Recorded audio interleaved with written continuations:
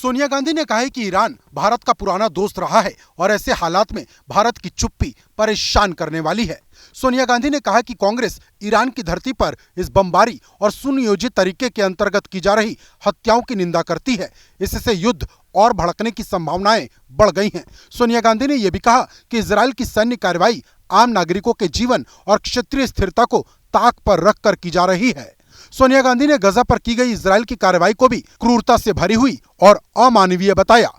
Iran हमारा गाढ़े समय का अच्छा कूटनीतिक मित्र रहा है। बोलना चाहिए, हमें न्याय का पक्ष रखना चाहिए। सोनिया गांधी ने सरकार से कहा है कि अभी देर नहीं हुई और ऐसे हालात में भारत को स्पष्ट, जिम्मेदार और मजबूत आवाज में बोलने की जरूरत है।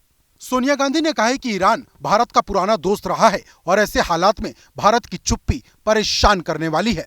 सोनिया गांधी ने कहा कि कांग्रेस ईरान की धरती पर इस बमबारी और सुनियोजित तरीके के अंतर्गत की जा रही हत्याओं की निंदा करती है। इससे युद्ध और भड़कने की संभावनाएं बढ़ गई हैं। सोनिया गांधी ने यह भी कहा कि इजरायल की सैन्य कार्रवाई आम नागरिकों के जीवन और क्षेत्रीय स्थिरता को ताक पर रखकर की जा रही है। सोनिया गांधी ने गजा पर की गई इजरायल की कार्रवाई को भी क्रूरता से भरी हुई और अमानवीय बताया। ईरान हमारा गाढ़े समय का अच्छा कूटनीतिक मित्र रहा है। बोलना चाहिए, हमें न्याय का पक्ष रखना चाहिए। सोनिया गांधी ने सरकार से कहा है कि अभी देर नहीं हुई और ऐसे हालात में भारत को स्पष्ट, जिम्मेदार और मजबूत आवाज में बोलने की जरूरत है।